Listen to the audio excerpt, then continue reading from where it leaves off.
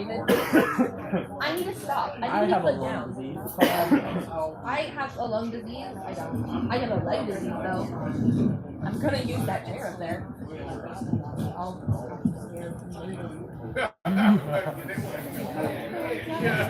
Check, check, check, check, check, check, check.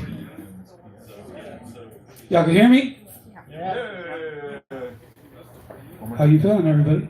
Woo! Yeah!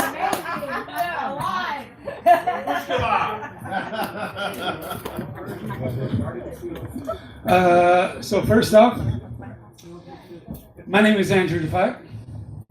I'll be your host for tonight because Patrick is a little swollen and got something going on. So real quick, we're just going to take a second and we're going to picture Patrick in perfect health and wellness. You know what I'm saying? My guy, doing well in health. You know what I mean? Cool. We're going to send out those beams. That's how magic works, y'all. I appreciate you for bearing with me on that. How many of y'all are here for the first time at the Sacramento Poetry Center? Hey! Welcome! That's how I know that we've only got a few of our regulars in here, because that was not a loud enough welcome for our newcomers. Y'all make some noise for our newcomers! Especially because tonight we got some special guests in the house. These are some of my young folks from up in Del Norte County, or as they always correct me when I go up there, the real Northern California. Right up there on the Oregon border. They're here for Poetry Out Loud. We have our champ from Del Norte County, Melody, in the building. And so, you know, they came down a couple years ago. I think was the first time that we got connected, and they were doing Poetry Out Loud. You learn other people's poems and you recite them. And they came here and they got a little taste of like Coon the Poet. I think I was here. I think J-Ro was here. Ike was here. Dave was here. Just little Sacramento's poets. Teaching them how you can write your own poems. And from then on, these kids have taken it and run with it. We went up there recently and they have their own open mic going on. There was a whole other open mic that week that they had going on. They had a poetry week before Sacramento did. I did harass, that's part of, I think, maybe why we have a Sacramento Poetry Week, was because I went up there and then I harassed Sacramento and was like, these guys up here, they got a poetry week. They ain't even the capital. What you mean?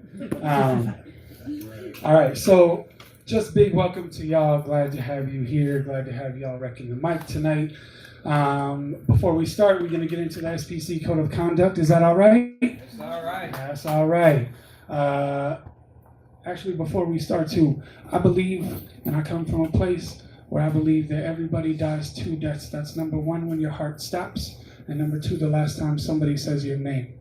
So can y'all please just join with me right now? Can y'all say the name Al Cortez? Al Cortez. You say the name Viola Spencer. Viola Spencer. You say the name Angela James. Angela James. Can you say the name Cleo Cartel? Cleo Cartel. Those are homies right there, yo. Yeah. So I also want to give to my young people that are here for the first time the fact that poets live forever. All right, we put a couple of ours in the ground, but they're still alive. We still share their words. We still share their work. The words that you leave on this planet will stay long after you're gone. You know what I'm saying? And we as poets will make sure your name lives on. Yeah? Yeah. All right. Number one, rule, SPC Code of Conduct, feed the people. Y'all see them snacks over there? That's because we feed the people. Both metaphorically and literally, you know what I mean? Number two, we create and commit to a culture of inclusion. That means we welcome everyone warmly and with gratitude, respect, and dignity. Especially embrace our newcomers. One more time for the newcomers. And we value everyone's identity. We address people by their preferred names and pronouns. Y'all hear me? Oh, yeah. Yeah. I'm glad you hear me tonight, Nomad. You know what I mean? I'll be wondering. All right, so we just ensuring the inclusion and celebration of all people, including women's voices, LGBTQIA plus voices, youth voices, black voices, Latinx voices, Asian and South Asian voices, Native American and indigenous people's voices, and those of other non-white cultures. If you want to talk to me about why that language is the way that it is, then we can talk about that outside, and I'll inform you all about white supremacy, and we can have a whole class. But in Trump 2.0, we're not getting rid of our fucking DEI, okay? Number 3 is innovation and creativity are encouraged. That means everyone's art and culture is celebrated. Encourage the creative process as much as the creations. Recognizing every art form was new at some point. What this means is the first time that somebody wrote a haiku, some older person was like, that's not poetry. Assholes, don't be that guy. We make space for the next generation and honor the previous generations. We stand on the shoulders of giants in this building. This place started in 1979. There is a whole lineage of amazing poets and legacy of amazing poets that made this happen, and we honor them every time we touch this mic, as well as making space for the next generation to be heard and to find their voices. Yeah? Yeah. Cool, 3 of us are with that. All right. We acknowledge and address conflict promptly, transparently, and respectfully. If there is an issue here tonight, holler at me, let me know. I will take that to the board as well. We have processes in place. Last one, we do not exploit power dynamics. Y'all, that means our hosts and leadership will not exploit their positions for personal gains, whether financial, professional, romantic, or otherwise. This means if at any point tonight you were like, I wanted to sign up on the list, but there weren't any open spots, and I'm like, oh, I'll get you on the list, give me a 20. Then you report that, all right? And they'll put me in a headlock and beat me up later. All right, so we all agree to these things, yes?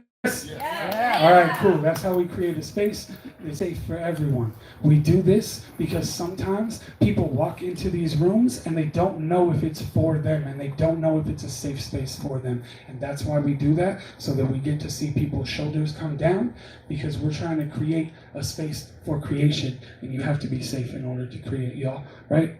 Right. Yeah. God damn, y'all want some coffee or something, bruh. Like, I don't host to sleepy rooms, you know what I mean? Like, we gonna have to. Can you give me the list? We could wait for 48 hours. Thank you. Me too. All right. Oh no, I did. Actually, I'm not gonna make somebody else be the sacrificial. I'm gonna do a little sacrificial thing for y'all. Is that all right? Yeah. Andrew.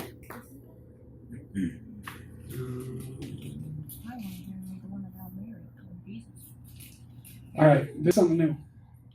You have to excuse me because I just got glasses, so I can't see with them or without them. This poem is called Advice When Fighting a War of Attrition, or The Fire Hose of Falsehood Needs a Less Cheesy Name. They're coming to confiscate your come mornings, wage war on the way you wake up. Want you tossing and turning. You can drown in shallow enough breath. Want you dysregulated. You can fall easier when unbalanced. They'll have you forgetting that you can forgive yourself for your own sins. These architects of unrest will rewrite the gospel of your body, hand you a war drum and call it a heartbeat, tell you to march, but you were not born to be a battlefield. Refuse to become ruins. Be both blade and balm. Let your rest be a riot. Let your breath be a barricade. A centered mind is empire they cannot occupy. What they fear most has never been your movement. They fear the way you plant yourself, how you sharpen stillness into sanctuary. They have studied your fire, calculated your rage, fear how it does not beg permission. There is no revolution without room to breathe. Rest is not retreat. You are the storm and the shelter. Let your ease outlive them. Let your rest be relentless and your joy non-negotiable. Let your breath be balanced. They can't budge it because our movements don't need more martyrs. We need embers that refuse to burn out and flames that stay hot enough to strike when the iron is worth bending. Thanks, sir.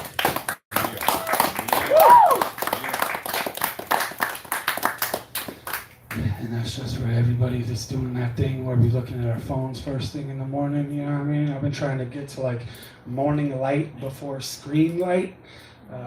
It don't always work, but on the days that it does, it helps. All right, so I've already told you about the energy. I'm not doing sleepy ass energy tonight. Nobody's coming up to this microphone to sleepy ass energy tonight, all right? So I need y'all to bring it all the way up as I bring up our first open micer. Give it up for Raj.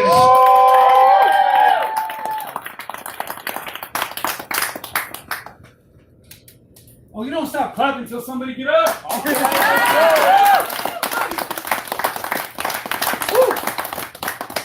I thought the youth were going to get up here first. Psych. This one's called A True Story from My Life. Oh, Kali, when I worshipped you, I thought I was Shiva, and you danced out of mercy. I was excited to be stomped. I still wear the garland of skulls you gifted me in the Himalayas. Locking myself in the bathroom closet, bathing in red light, your budgeons echoing, I ripped bongs of salvia. Fearful flock folk faulted me for inviting demons, but they've forgotten what longing for the beloved is like. Oh, terrible mother, your poisonous sucker was my medicine. Forgetting Kali, Rajdeep no longer understands women.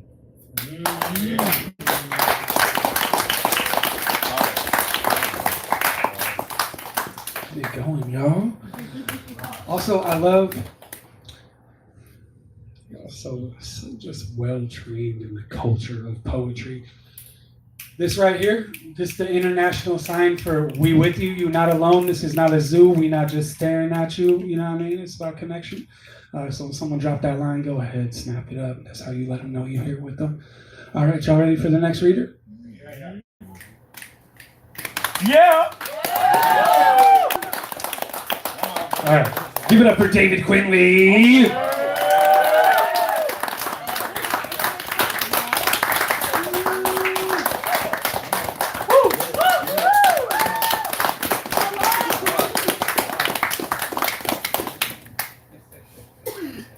I'm not used to being up so early. David A. Quinley, or Digital Back on various social media and streams and like. I wrote this yesterday, and I'm going to explain it afterwards because someone. Okay. Oh, I do. You can't hurt the dead. Just the living. Even on the internet, nothing is truly erased. Gone like ground gravestone into dust particles, like digits on the net. Gone, but not dead is dead. And ask of a president is forever. Her action can haunt us for generations, long after swallowed by dirt. And I'm calling her because I'm still assuming that edict he put out at the beginning of his presidency that we're all females. So, hi, fellow sisters. And if you didn't get that thing, he over the weekend erased a bunch of dead soldiers off the government websites. Yeah. I think for the only crime of not being a straight white male, and I can't even find words for that, but I did. All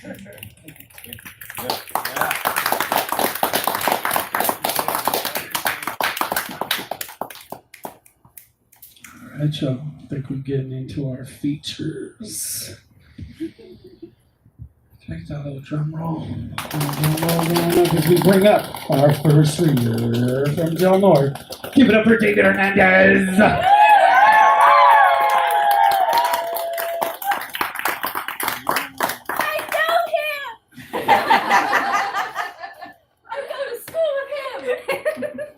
So this is a poem that I wrote last night and today, and Lee helped me with a line. I don't have a name for it, but I'm gonna get started. I awake, wrapped in my cotton sheets, my eyes heavy, my thoughts weary. I stumble out of bed and look in the mirror. My face moves in morph shapes, spinning, colors blooming. It changes in size, puts on an alien appearance. My fingers lift to the stranger's cheek. I can feel it, but only from another plane.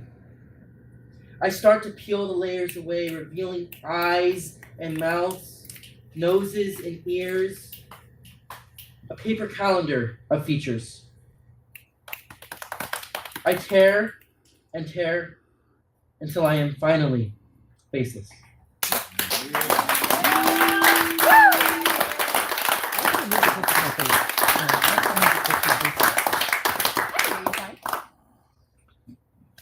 You ready?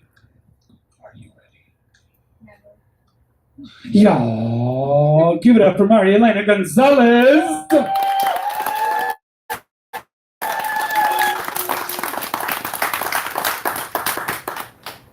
Give me a second, I'm short.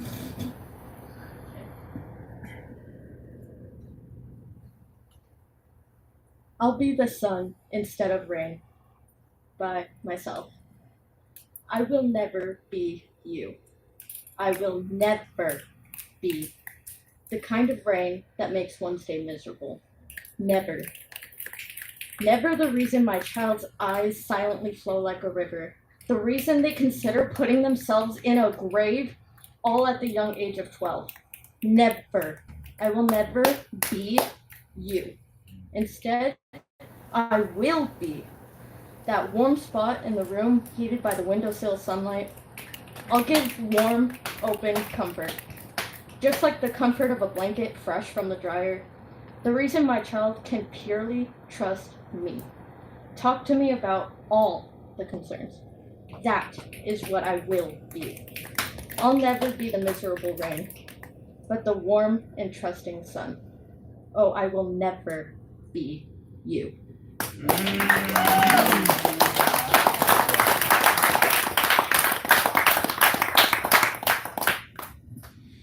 One of my favorite things is when like young poets get up and they got like the shaky hand and you can see like the hand shaking, but then they deliver some fire like that. Love that shit. One more time, y'all.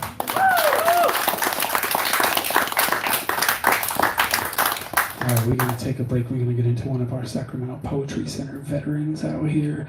Y'all, give it all the way up for Michael Gallowglass.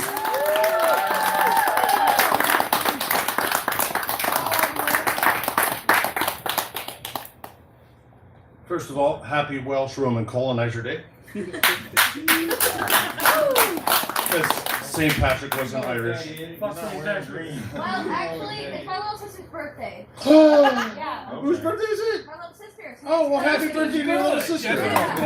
Way better. Way better. And I'm going to read from my upcoming epic fairy tale in verse, The Reimagined Princess, available Thursday. Woo. Two types of imaginary friends come to children from outside of time. Those who want a little time in the really real world, so they take whatever shape and play whatever games their children want at any given time. That's most imaginary friends. But sometimes a spirit finds a child who needs the kind of imaginary friend who will help them grow. That's not to say help them grow up. Children can grow in all kinds of ways. For some children, growing up is the best thing for them. The world needs grown-ups, but the world also needs grown-outs, grown-ins, grown-downs, grown-asides, and on the rarest of occasions, a child needs an imaginary friend to help them grow into each direction all at once. The trouble is, not every child an imaginary friend picks is ready to grow in every direction, even with help. And that's where most of the villains in every story get their start. They could have been heroes, except they grew out of balance with the other parts of themselves. And with how Lizzie glared at her foxglove, the imaginary friend held his breath and worried he would say the exact wrong thing because he didn't want his part-time princess to become a full-time villain.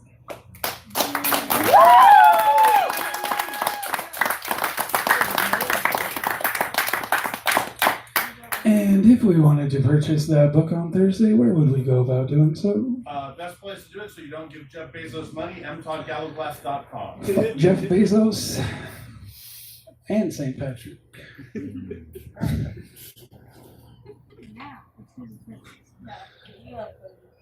Yeah. I mean, that's a way better reason to celebrate. She's like Sansa's mascot. We'll get into the whole of St. Patrick sometime, okay? It won't be tonight, though. Y'all got royalty in the building. We got a champion in the building. We got multiple champions in the building. You know what I'm saying? So coming all the way, it's like a 17-day trip via covered wagon that you have to take to get here from Del Norte. Basically a month. Yeah, they left in February.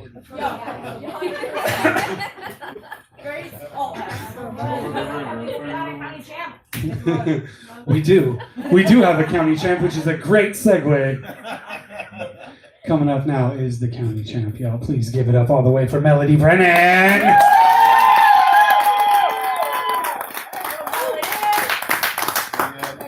I met her last year.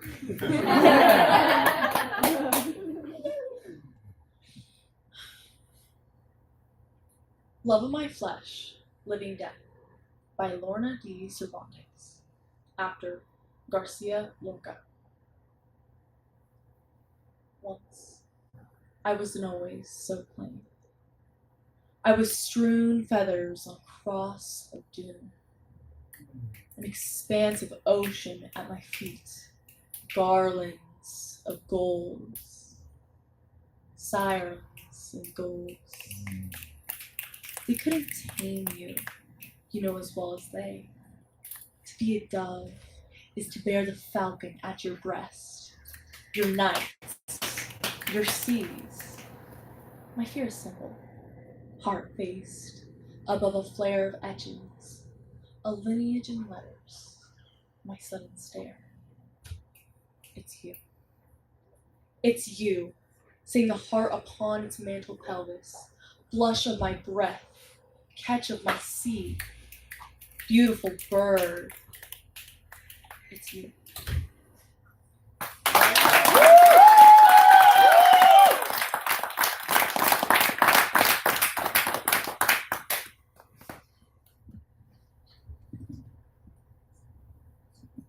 Y'all, the Pomies just walked in. I've been telling my kids there's this gang of like younger hoodlum poets that be running around doing all kinds of wild stuff, and they call themselves the Pomies, and that's like a good section of the crew right there that just walked in. All right, y'all, we're gonna keep it going, y'all. Very excited for this next poet. Please give it all the way up for Tate McTray, Trip Hustler.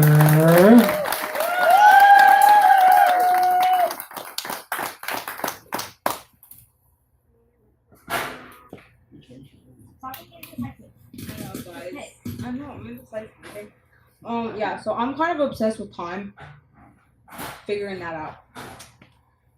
Okay. So this is an original I started writing at the open mic that they hosted. So I kind of freestyled it. Finally got it on paper. Okay. Standard colonial time restraints. Water is a fluid. Fluid as in it ebbs and flows, rises and falls, cycles and spins.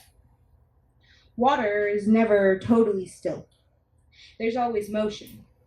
Whatever isn't used one moment is used the next, reused, reused, and reused. Nonetheless, there is an inconsistent flow. Some moments liquid is pouring over boulders, others seeping through soil, spreading life to all those around. Maybe resting off in a lake somewhere, evaporating particles up into clouds, looking up onward, preparing for the future. Water is everywhere and nowhere. Up in the clouds, droplets gathering in preparation to wreak havoc or heal in a major storm. Off somewhere on a frozen comet, melting away in a frantic streak across the sky. Water is everywhere and nowhere. Water in our blood is water in our brain and eyes and our pumping heart. We are the fluidity, the contrast. Our blood is the raging storm, the next the evaporating lake. Insistent hush of rushing water running through each vein and the liquid in each firing neuron in the cycle. The free flow. The free flow of thoughts and life breath now controlled by a dam of time. A ticking clock controlling the flow of water, the flow of blood, the flow of life. Sharp clock hands shoved down my throat, ripping my vocal cords, silencing me momentarily. Metal hands slicing through organs straight to my heart, squeezing out the life from each ticking of the clock, controlling my life flow. Squeezing out the blood, no juice left for the brain, no thoughts, just gasping for a final breath, till the hands of this colonial clock has squeezed out the freedom of our existence. All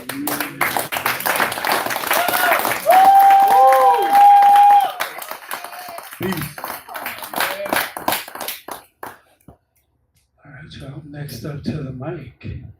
Give it up for Lily.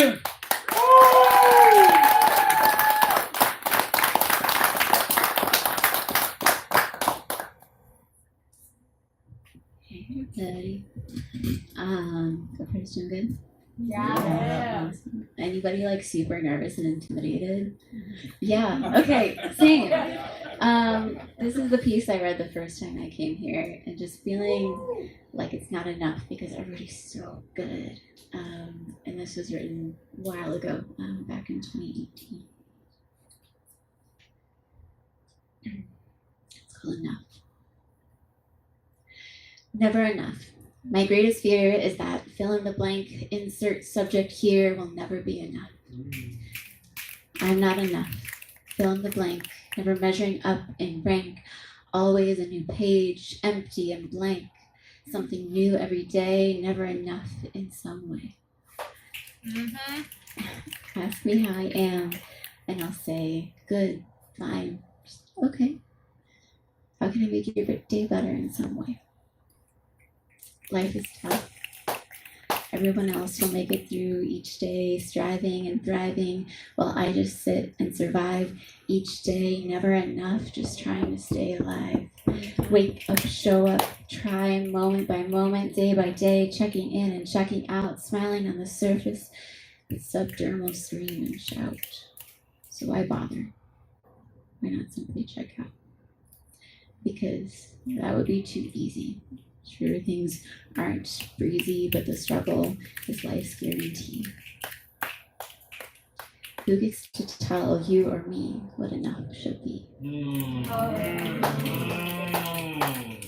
Don't you see? You always have been, You always will be. Just keep on living through the tides of the sea. Show up, stand up, and just be enough and free.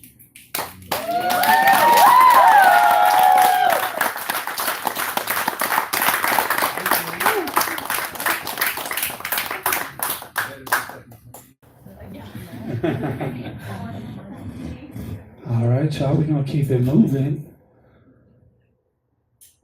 Give it up for Savannah Burke.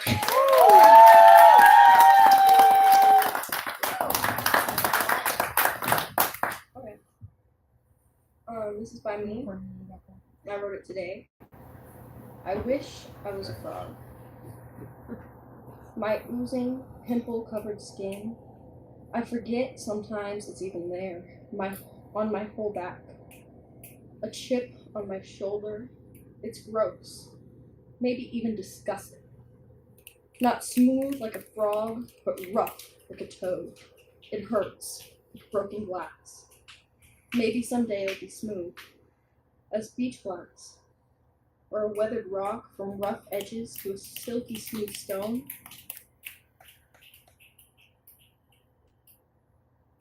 I get looks like I'm contagious. But it's acne. And I'm just a rock. And someday I'll be a stone. But I'm not done becoming me. And yet, they still see me as a toad.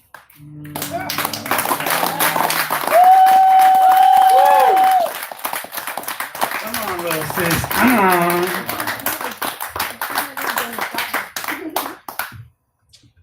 Again, I love to see this. I love to see that. Yeah. I mean, I'm sure nerves don't help that. One more time for Savannah, y'all, please.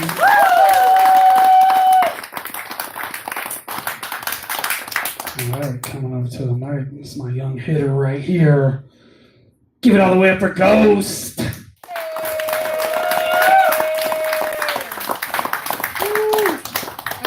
so a little background for this poem, because it's a little bit important. I wrote this poem right before going on national television, being featured in a PBS documentary, which then Andrew Defy was also featured in because of me, guys. Yeah. It technically doesn't have a name. Namigra. When you hear that, run. I imagine parents telling their children as they go to school, my Black, Mexican, and indigenous siblings are terrified because of what your president said. Do you like living in power? Do you like knowing families will be torn apart? Babies will be thrown to the streets, yet I can't get an abortion? Teens will die because they can't get the medical help they need? It isn't my job to tell you what to do, but it is my right. It is my right to defend my siblings. This isn't about us losing our rights. It's about protecting the ones who can't defend theirs. We need to speak.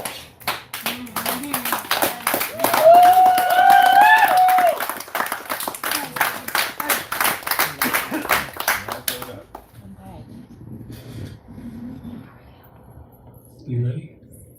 I don't know how to pronounce your last name. Try. All right.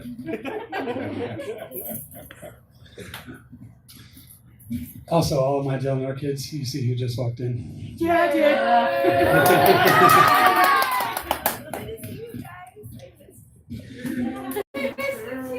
All right, next up to the mic, give it up for Lee Holland.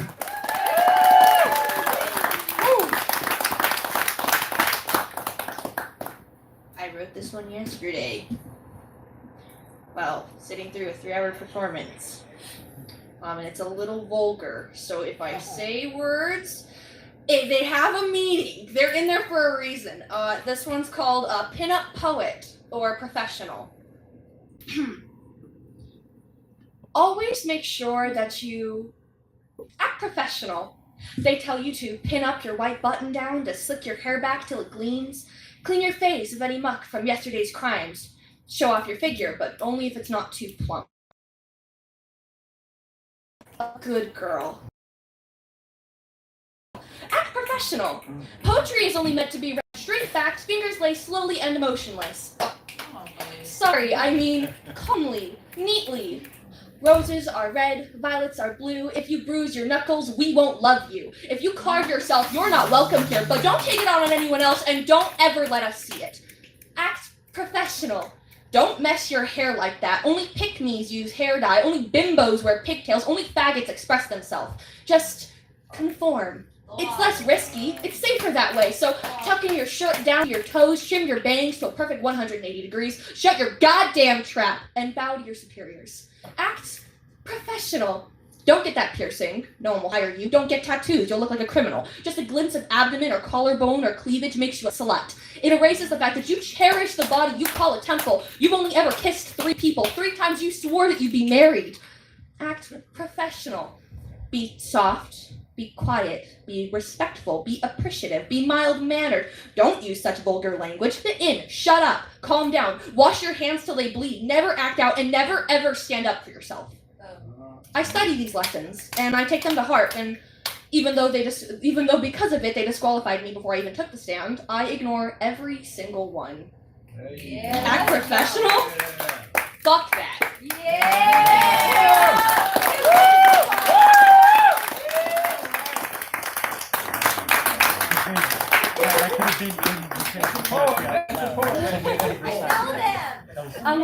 Hold on, you said what? I said, that's the poet right there. That is. Also, I like Young Life was like, hey, can we like cuss in here? And I said, well, I always say you gotta stand on that shit. You know what I mean? Like if you're gonna use that word, like stand on it. I think you did a great job with those words. I think those were eloquent. I mean, all right, y'all coming up next to the mic. Give it up for Andres.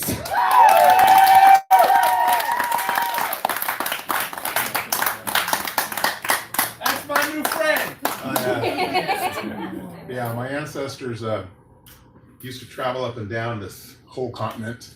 There were no borders. There were no policemen. There were no INS. There were no green cards. I was at the Sacramento River, August 5th, 1993, and I was meditating. I met the spirit of the river today. She was beautiful, quirky, creative beyond belief. She moved quickly, like she was sculpting the air. She scavenged around trash cans, scanned the shore and around trees for anything resembling her inspiration. Then with sure strokes, pokes with found feathers, sand squeezed through fingers, she used her hair band for the mallard's neck. She fashioned a male mallard with plastic white spoons for its feet. A female duck approached and circled as though she knew this duck, but she didn't trust us enough to come nearer. She lingered a good long while. I sat mesmerized by the woman's spirit molding life to life. I tried to speak to her in normal conversation. She used quick, sharp, to smooth, round responses. I couldn't get too close. I told her she had genius. She smiled, and then she frowned. I worried at my nervousness around her.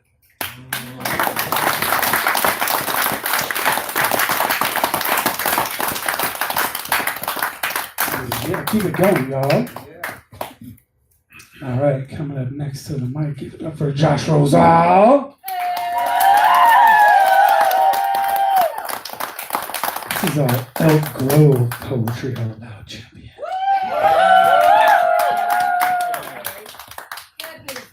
Nice to to meet you guys. First off, I just wanted to say thank you for allowing me into the space. I'm quite new to poetry. I wouldn't call myself a poet. I simply just. I'll call you a poet. Dude, that talk makes you a poet. Guys, I see a poet. So I will be reciting Meditation at Lagunitas by Robert Hass. Right. All the new thinking is about loss. In this, it resembles all the old thinking. The idea, for example, that each particular erases the luminous clarity of a general idea. That the clown-faced woodpecker probing the dead sculpted trunk of that black birch is, by his presence, some tragic falling off from a first world of undivided light. Or the other notion that because there is in this world no one thing to which the bramble of blackberry corresponds, a word is elegy to what it signifies. We talked about it late last night, and in the voice of my friend, the thin wire of grief, a tone almost querulous. After a while, I understood that talking this way, everything dissolves. Justice, pine, hair, woman, you and I. There was a woman I made love to. And I remembered how holding her small shoulders in my hands sometimes, I felt a violent wonder at her presence. Like a thirst for salt. For my childhood river with its island willows, silly music from the pleasure boat, muddy places where we caught the little orange. It hardly had to do with her. Longing, we say, because desire is full of endless distances. I must have been the same to her. But I remember so much. The way her hands dismantled bread. The thing her father said that hurt her. What she dreamed. There are moments when the body is as numinous as words. Days that are the good flesh continuing. Such tenderness. Those afternoons and evenings saying, blackberry, blackberry, blackberry.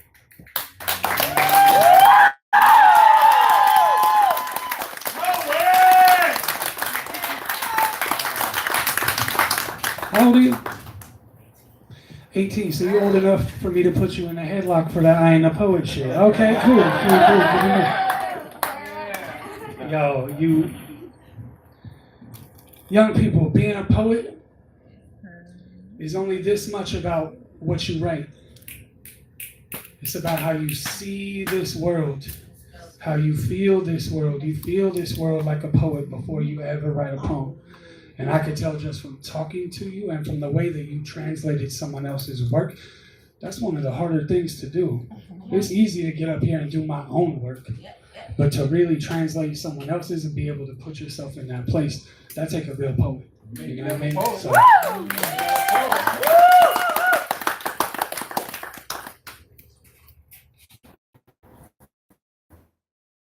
all right, y'all.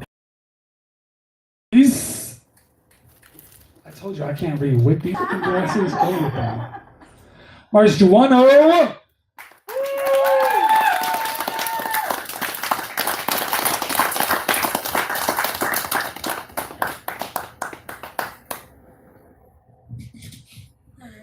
I appreciate all the, you're a poet, because I feel like I've been really struggling to feel that way. As a young person, you know, I'm sure all of us can relate. We felt that way before, so from all the poets, I kind of need some help. Would you rather hear a poem about whiteness or a poem that I wrote last night? Last night. Need a fresh one. Have you met us? No, it's nice to meet you. Nice to meet you too. Thank you. I can no longer see The Color Blue by Joni Mitchell, or hear the word Tarkovsky or Schopenhauer. And every time I read Frank O'Hara, I think of you walking your dumb head down New York City construction sites and thrift shop sales with your stupid fisherman's jacket you don't know how to fish in. You walk without a hard hat, but it always appears right as the bricks fall. So they bounce off your thick head to hit me instead. So my eyes break and I can no longer write eloquently. You've co-opted all my words. And art museums and whirls. I used to be interesting when I was interesting to you. You steal every book I hold in my hands like my heart, in my pocket. I can see the ink bleeding from both sides now, the paper grain like skin mache, the lines leading everywhere and always decay. You can never write a poem without reading one of mine. The next time your mother wants the chocolate cake she used to bake for you, she'll say she wished I was there to make it again. And I hope the ghosts that died there haunt you with the coyotes on the trail you bike with your father, to run away from your displays and pretend nature will always save you from your hubris. Comforting your behavior as larger than yourself, how stupid, how human, how excruciatingly individual you have always been. And your eyes were never both sand and sea. I made up the ring of fire in between. So yes, I hope it kills you, the capitulating. I hope it does, I hope it does. I hope you lie yourself to death content, and death's content. I hope you lie yourself by the toes, smiling, always smiling. Anything can be explained. I hope it does, I hope it does.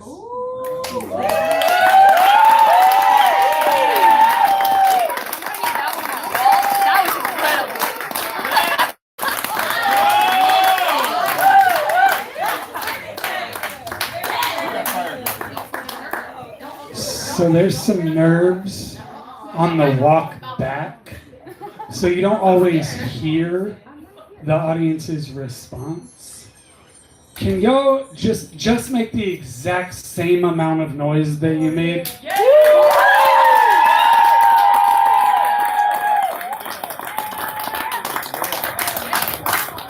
We'll help you fight that imposter syndrome anytime you want to come through.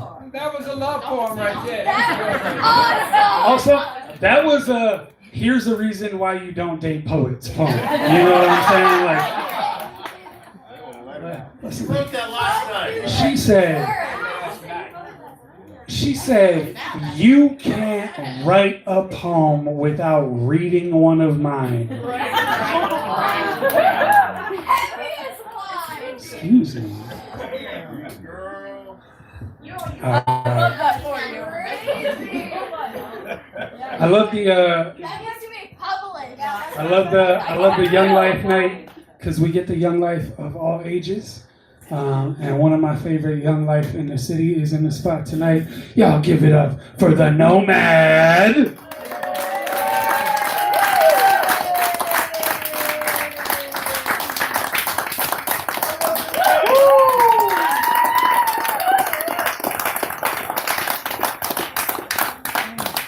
Damn.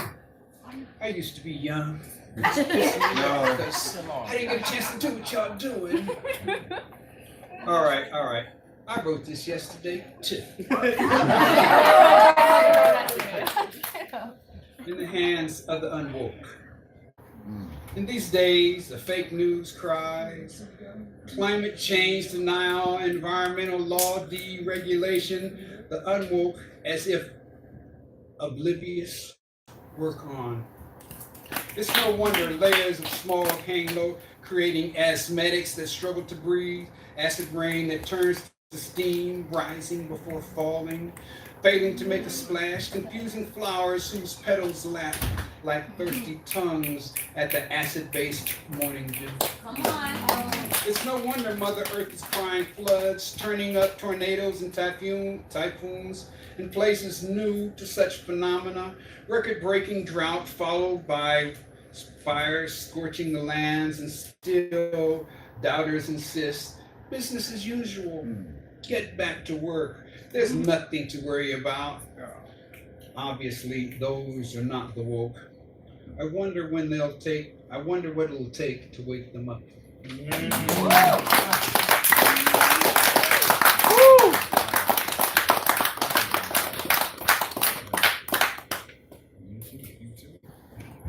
All right, so how many of y'all are on Instagram?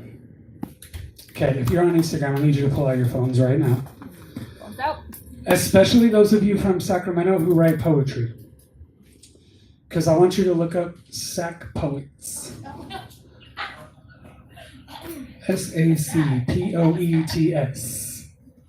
That is the feature of Sacramento poetry right now. We have a bunch of young folks doing some really cool things as far as like mental health workshops, as well as events, and just some really beautiful humans doing some really beautiful work. So thank you for everything that you do. And everybody, if you do poetry in the city of Sacramento, make sure you follow them. Everybody's already following. I was too slow. Well, the cool kids do it, so.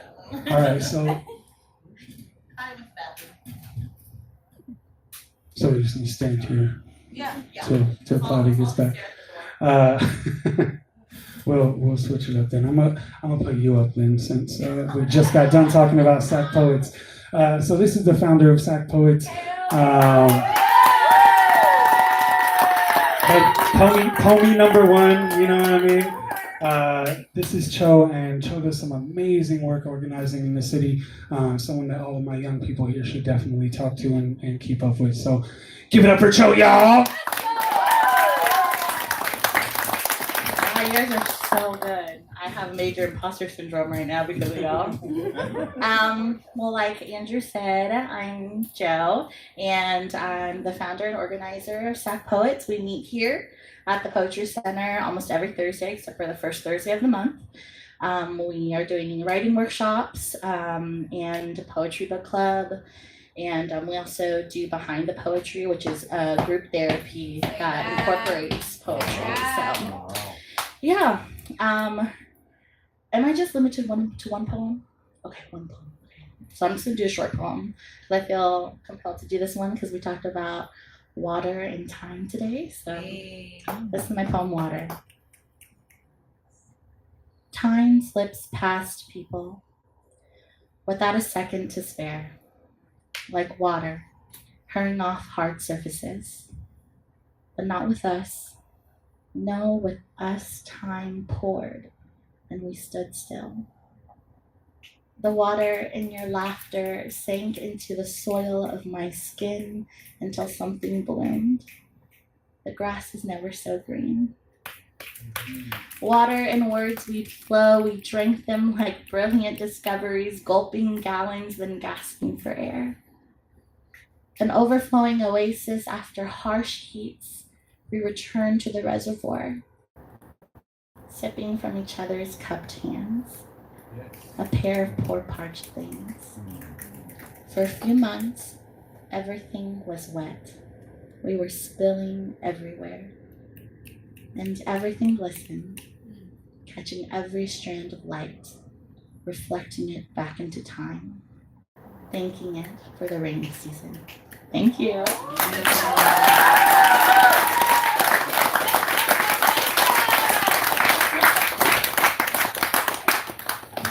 And that's all the advertisement you need for Sac Poets, right? Yeah, all done.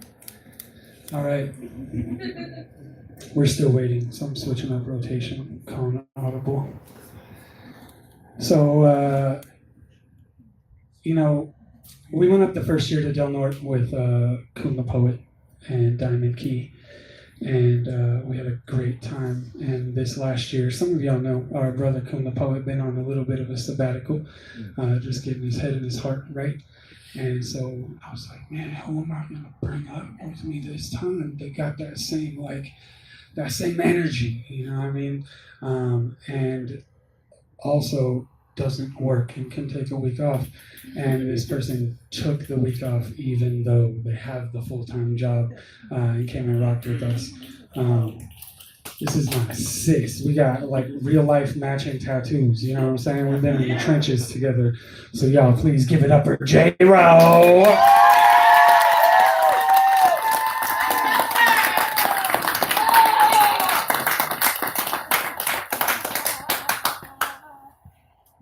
Okay. Hi, everybody. My friends. So good to see you. Oh, when I was a little baby boy. You had hair. Oh, and I had a big fro. That was a moment. That was a moment. So I'm gonna share one, and I've been speaking about this for a minute. All of my young, youthful poets, y'all are all so incredibly talented, and that's just true, right? That's just true. But sometimes with being great, there comes this pressure to show up and be perfect. And you don't have to. You do not have to. Personally, I don't want you to be. Like, that's weird to me. But my mantra I shared with you guys last time I saw you was never perfect, always honest. And so I've been workshopping this piece for quite some time now. And to be honest, it's just like, it still feels like a lot of random thoughts that spilled on to a page, but I'm going to share it. And it's my hope that you guys really lean into just understanding that your truth is poetry always. And that's you being a poet, speaking yourself into existence. All it really takes is just being honest. And I can't say that enough. So yeah. So like poems.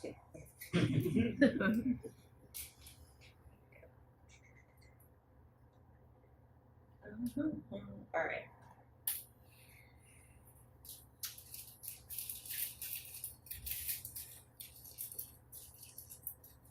I once heard him say that art ain't always so abstract.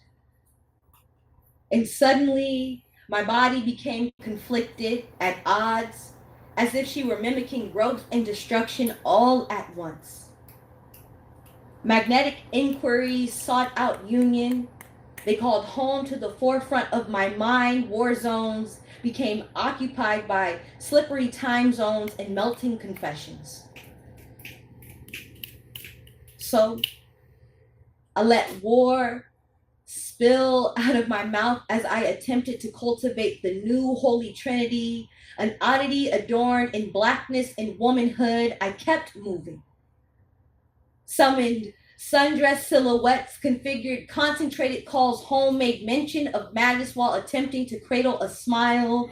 All the while, flesh yearning clashed against ashes of learned lessons. Dialogue revolving around aggravated apologies shape-shift into falsified intimacy, which is preserved by political correctness and, of course, cute text messages followed by not-so-nuanced emojis.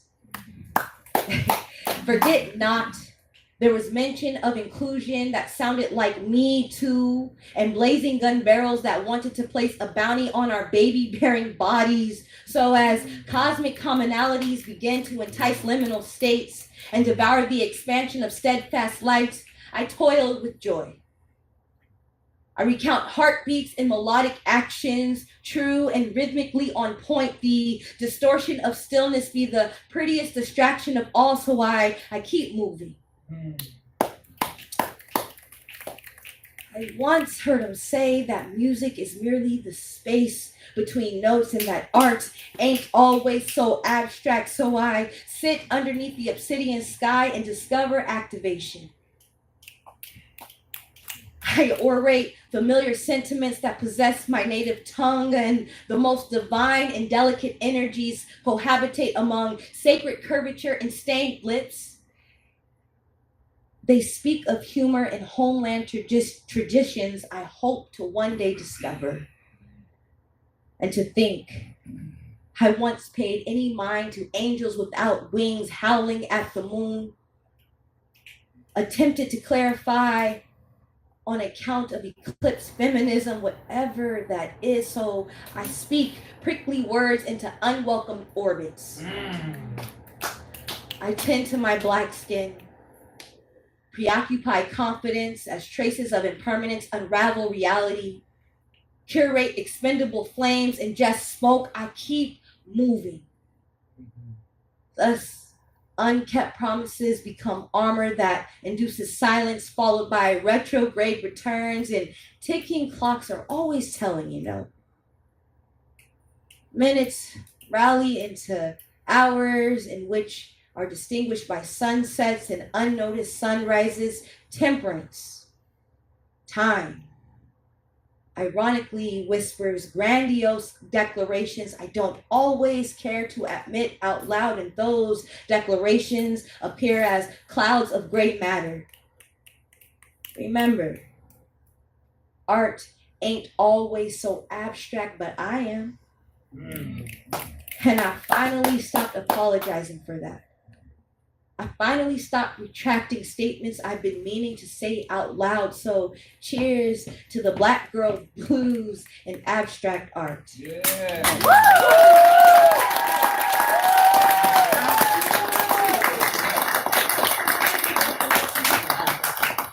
That's how you do that. All right, coming up next. So y'all know I was the poet laureate of Sacramento, but did you know that there were also youth poet laureates? And one of them is here with us tonight. Now it's been a few years. She's no longer a youth. She's full grown now. Okay.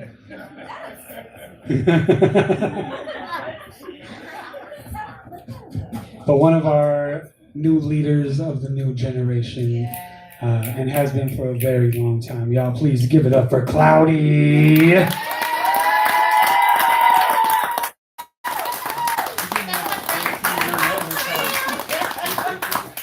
have birthday on Wednesday. Might have birthday on Wednesday, y'all. Right now he's calling me grown, but as soon as we leave, you'll be baby again. This is the thing, y'all. I've been grown. It's So, not long. just so y'all know, I started doing what y'all are doing when I was like 15. When I was like 15, I started going out to open mics and hanging out with all the grown folks by myself. It was all like, okay, Cloudy can go home now. To her parents' house. And one day I decided to try to be the youth poet laureate, and it worked out. And it gave me more reason to hang out with these crazy kids that y'all know. So, does anybody in here know who Morgan Parker is? Go ahead and look her up after this. So this poem is after her, and hers is called Matt, and mine is called Anonymous. She wrote that poem about being a Black woman and dating white men, but I don't do that. So I wrote this about accidentally dating people who like liquor too much.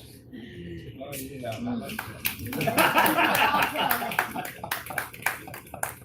I seem to continuously be enamored with men who carry liquor on their breath, who slur their words and drink enough they beg to not be named, to not be pulled out of the curtain. I will call them anonymous. Anon for short. I will give them more cover. Come on. Anon says they never date an addict. He's tried and he'd rather die than witness death. Anon cries when his mom drinks. He tells me I remind him of her when we argue. Anon won't tell me about his parents. They know more about me than I'll ever know of them. He asks if I want another drink and then orders 2 for himself. Anon likes anything with alcohol in it so long as it's bitter. He says it reminds him of home. Anon says he gets it from his father. Anon likes gin, swears he's not like this, swears he's not like his mother, and sneaks a bottle into movie theater. Anon makes me buy him a pack of cigarettes whenever we go out for a drink and swears his dad doesn't have a problem. He always pays for my drink. Anon says it's okay to fall in love. Anon says he just needs to have fun. He tells me he misses me in freedom between swigs. He offered me a cigarette despite my constant protest. Anon says we shouldn't have expectations. Then texts me he misses me and doesn't respond for weeks. Anon continues to try and have sex.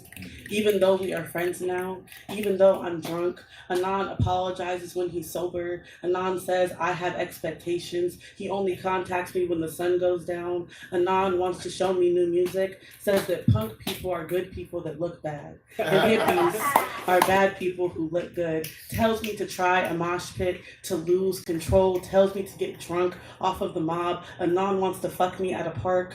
Anon calls me past midnight to say he wants me. Anon tries to fuck me while I have a boyfriend. Anon whispers he needs me in the women's bathroom of an LA club. He doesn't care who notices. I lay splayed out in his friend's living room and we let his friend watch. I might love Anon.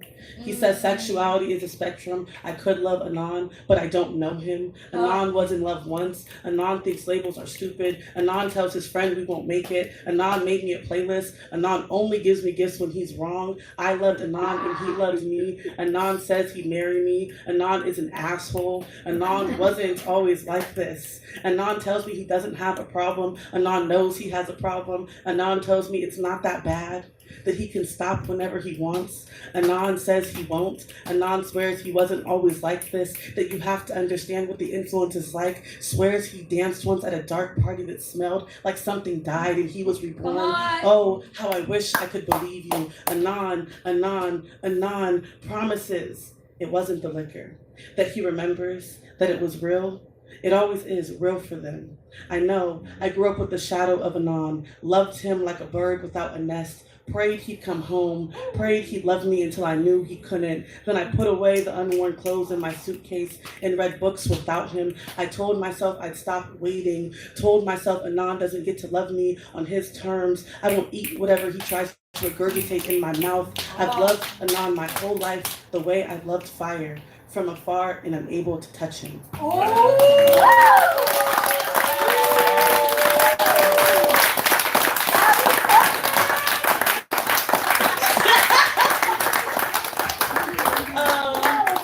Thank God I don't date men anymore, right?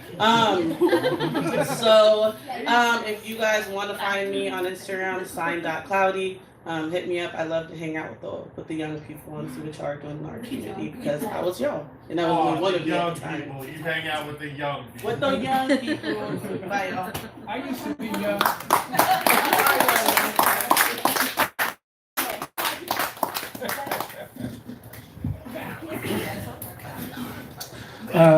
So that's like the end of our list, but this person came in and was like, sent the homie up to be like, just like if there's a spot, could they like get on? And I was like, this person thinks that they're gonna walk into an open mic I'm hosting and not perform. Like they didn't really have that option. Like at a certain point they were just gonna get called up.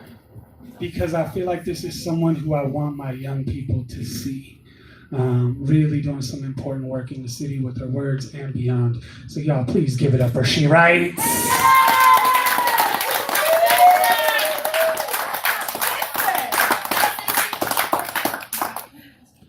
The boots though. The boots though. They keep in my feet dry.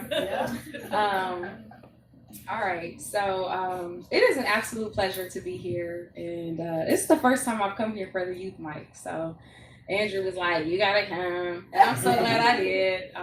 Y'all are amazing. So I heard a theme throughout many of the poets that got up here, and you kind of wanted affirmation or validation that you are a poet. You are a poet. You are a poet. Right? So I ain't gonna take y'all to school, but in addition to being a poet, I am a motivational speaker. And one of the things that I speak about is habits and identity. And sometimes the identity comes before the habits, and sometimes the habit comes before the identity. So if you have the habit of writing poems, then you have the identity of being a poet. Let's go. Say that again. Say that again. So if you have the habits of writing poems, then you own the identity of being a poet. So you are a poet, but when I started writing poetry 14 years ago, I didn't think I was a poet either. I thought, I'm an activist. I'm a creative writer. I'm a marginalized human being with feelings. And so I actually said, I did a feature in January, and I said, I'm going to stop doing this poem because I no longer have to doubt whether I'm a poet. But I'm going to bring it back because I feel like there's some people here that could benefit from hearing it.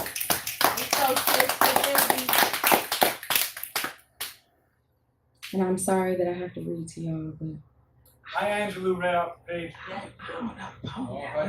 it's an old poem. So it's called She Is Not a Poet.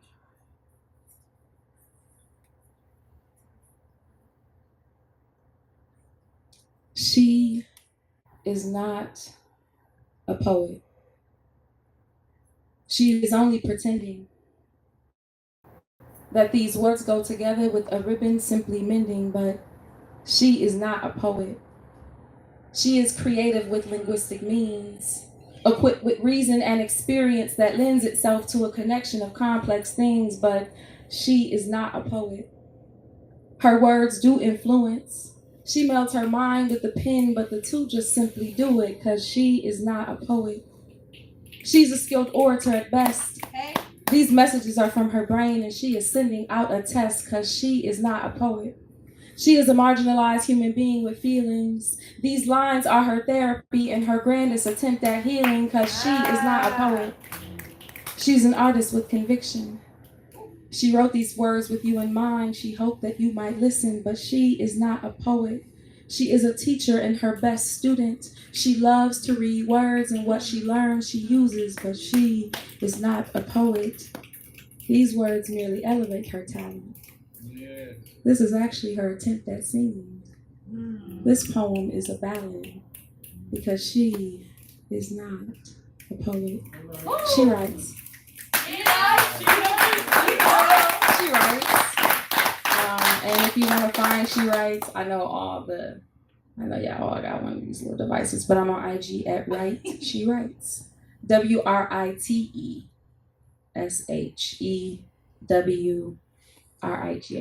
She wants rights. Thank you. Let's go.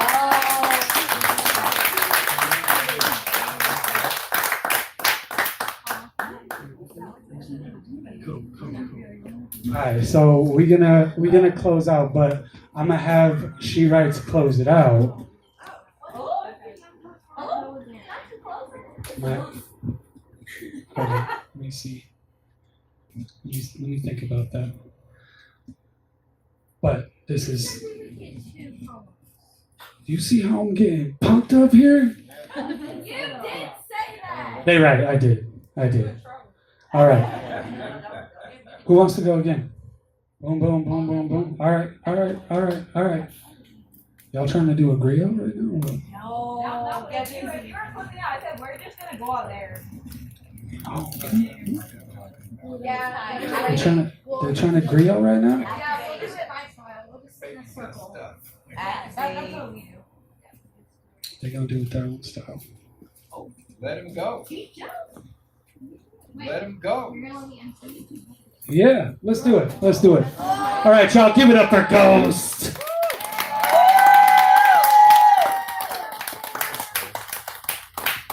Okay, so I run a poetry open mic that's targeted towards youth, but we allow anyone. And at the end of our list, what we do is we gather in a circle and we just bounce back and forth between everyone. And we don't just do poetry, we also talk about our poems, talk about why we started doing poetry, and just our stories. So it's kind of like a poetry AA meeting. So let's circle up, people, circle up time. Okay. Big things, huh? It doesn't have to be a circle, it can be a blob.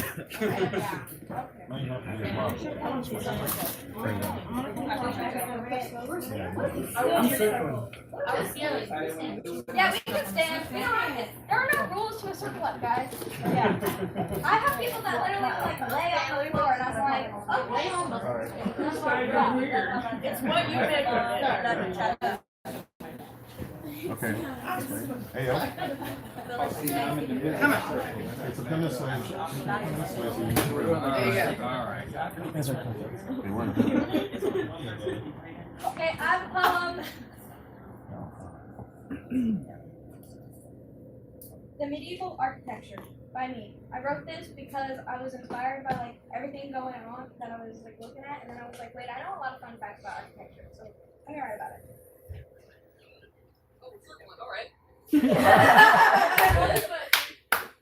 Just in time. Architecture. You like it. So beautiful and covered by modern day buildings. Yet we say we preserve every part of history. Why don't I see Roman roads? Did you know in Greece they have so many medieval buildings that whenever they want to add more different structures, they uncover more history? Mosaic floors, graves, interior parts for underground cities. So now they're digging up art to build a gas station? What do we do? Open a museum gas station combo? In big cities all over the world, subways have parts of history all over. In most cities, even small, you'll find tunnels full of stories of great adventures and war. You will find tunnels that hold people of the past. Architecture shows how people used to not only live, but think. You see stories in old statues, feel memories in old buildings. So why?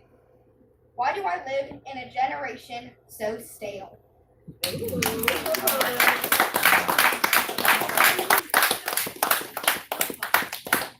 I got home. I'm leaving you Yeah. forever. Do it. So this is a piece by Matthew Arnold called Dover Beach. The sea is calm tonight.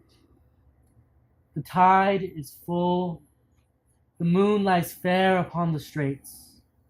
On the French coast the light gleams and is gone. The cliffs of England stand glimmering and vast out in the tranquil bay. Come to the window. Sweet is the night air, only from the long line of spray, where the sea meets the moon-blanched land. Listen! You hear the grating roar of pebbles which the waves draw back and fling.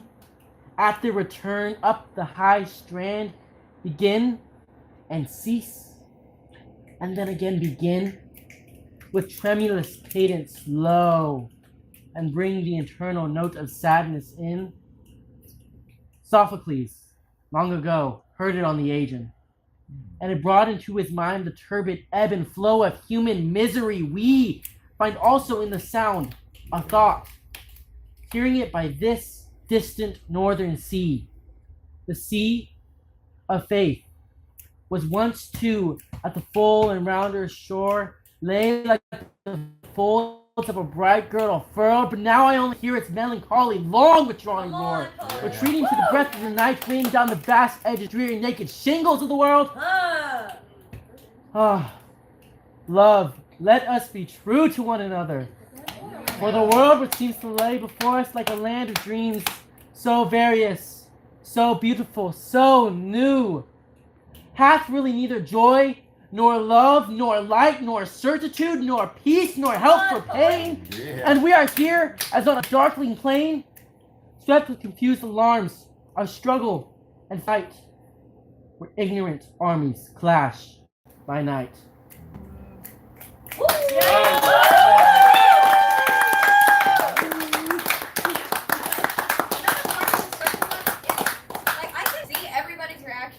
And I can see your guys' faces change. That's why I like it so much too. Because I'm like, oh wow, you guys are feeling the same way that I feel about this poem. I can actually see it. I love this. You gotta let us yell out that you have a poem. We're not even gonna raise our hands. I'm polite. What's spoke the the loudest poem? just Where am now. I? Yeah, I do. Okay. This is another one that I wrote yesterday during the 3 hours long. I wrote so much. Busy woman, busy woman. This one's about my current situation. Maybe. I guess you could call it. Called Boom. You are my oxygen. When you're gone, I can't breathe, but I'm filled with gasoline, and when we lock eyes, sparks fly. Air, fuel, and heat. Anyone can see that it's a recipe for disaster. Our love is explosive in the most romantic ways, and I tend to get carried away. Each stray ember soars in separate directions. I drag you to my bed, setting my bedroom ablaze. Our lips weld together as they meet. There's a pop-pop in my stomach as something in me ignites. Fear or admiration? I'm unsure. But I focus on the addicting, scorching feeling melting through my abdomen. I can't tell if the warmth nestled in the apples of my cheeks stems from the feelings you give me when you tell me you love me, or maybe it's just the curtain in flames to my left. But I'm sure as petrol flows out of my eyes, it stings. I breathe you in, long and deep. I'm near suffocating, gasping for a taste of you. If the stars were kind and I had a choice, I would never leave. But the longer I selfishly stayed here, knowingly polluting our home, the higher the likelihood that one day I'll finally admit that I love you too, and boom.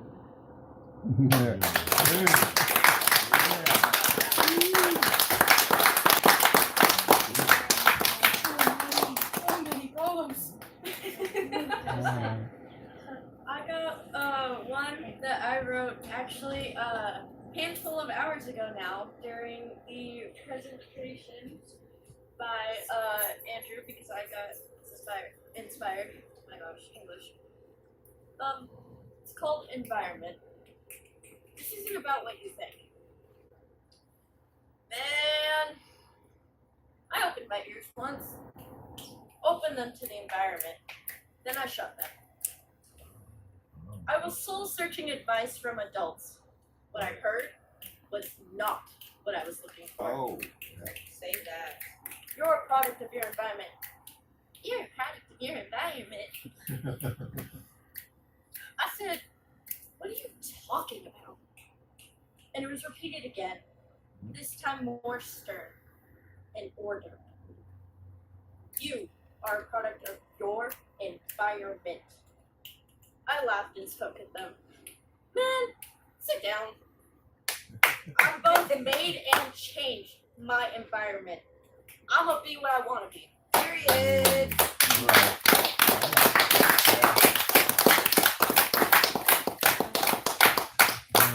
Can I just say, until the end of that poem, it was a wild one to be like, wait, I inspired that poem? We got to the end and I was like, yeah, I inspired. Okay, see, poem. Okay.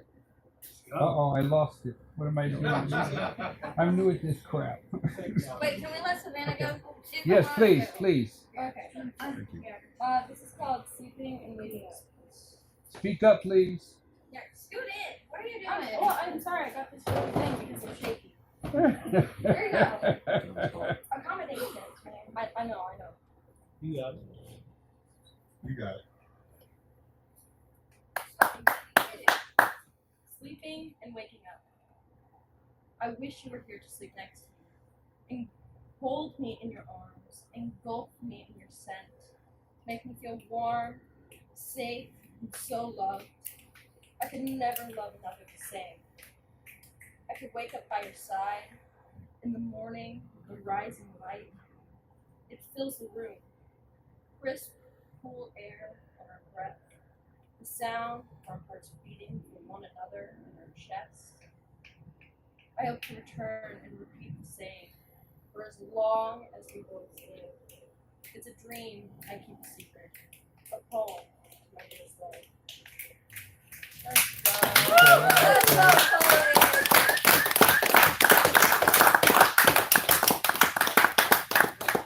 And she fades back.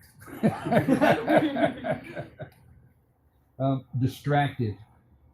I was sitting at my desk, zooming with the head on the screen, thinking aimless thoughts, shaking my head appropriately, attempting to fake paying attention. Thing is, it was my turn to move the conversation. And I knew this, but thing is, I had nothing to say. So I began to ramble on about whether or not, and other meaningless thoughts. Thing is, I wanted to say, I have learned to love despite experiencing everything but what I needed to become whole again. What came out was, thing is, gentle souls must learn early. Big fish eat little fish, and little fish eat smaller fish, and I am hungry. That's just the way of the world. Eat or be eaten. Well, responded the head on the screen. I guess that means a yes to lunch.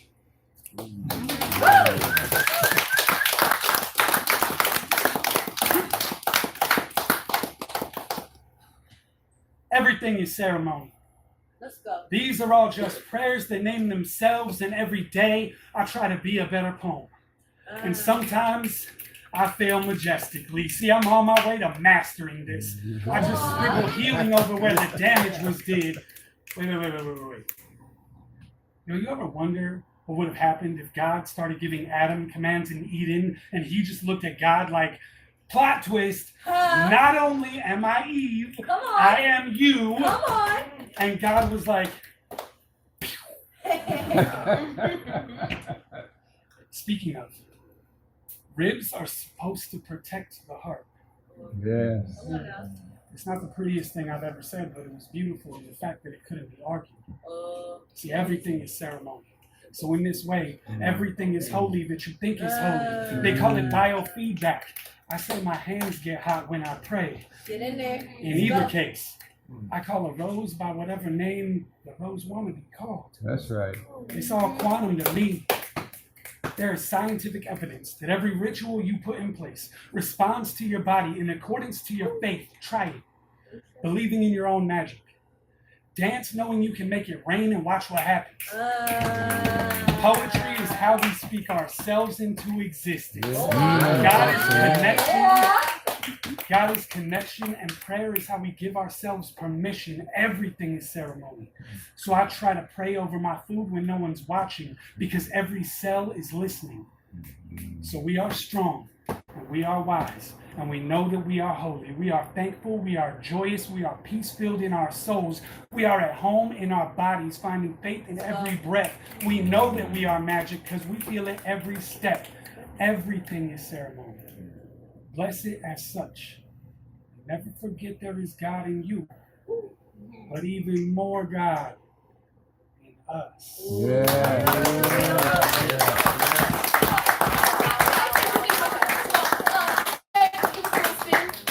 want us to show us the back of the back of your hoodie. Poetry is how we speak ourselves into existence. Would it be asking too much to make a recommendation? It may not be my favorite poem, the Pokey poem. Oh, I want to hear that one. I like that. Yeah, I like that one. Hold on. I think there's not right now. I mean, in general. At some point in existence. Anyone else? I got it. Oh, do you want to go? I'm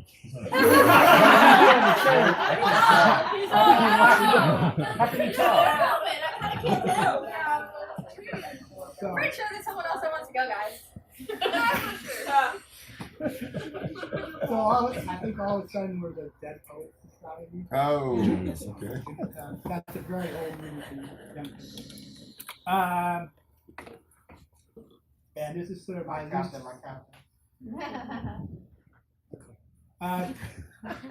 This is like a very loose interpretation of the Declaration of Independence. We the animals. You pet your pet on your lap. Watch families flee on your screen. Violence. Call them animals. Refugees, that is. Keepers on your lap. Get up to prepare your family a meal. While others shiver in the cold. You adjust your thermostat. Your pantry is full, while others' stomachs are empty. Blood flows from the meat you chop it. As you chop it, far away, those others do not know blood they step in. You turn it off. Enough death and destruction for today. Meals should be consumed in quiet. The outside world on the outside of your walls. A promoter of good family values you are.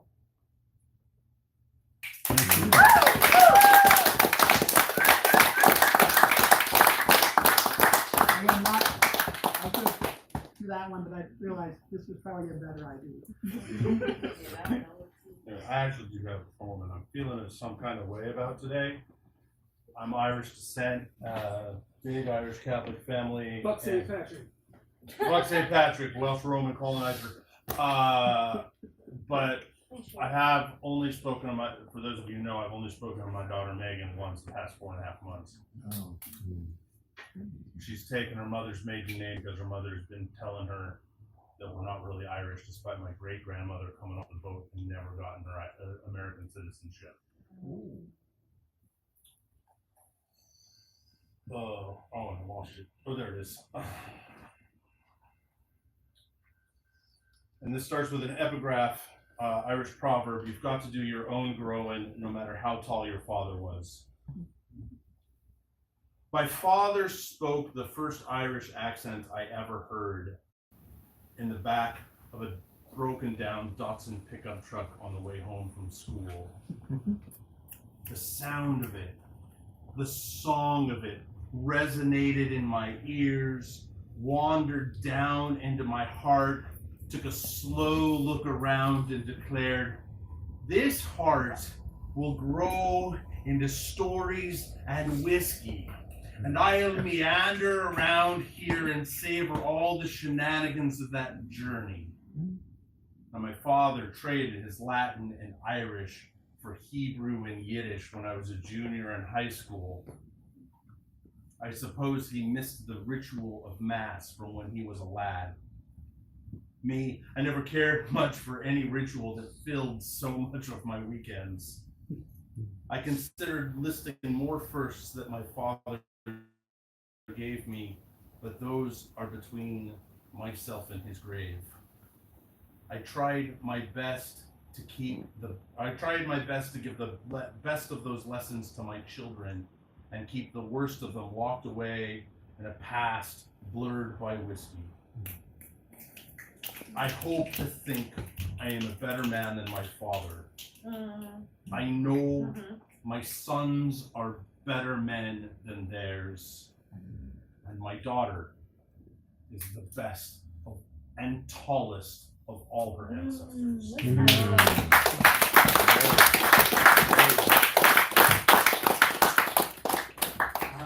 Go ahead.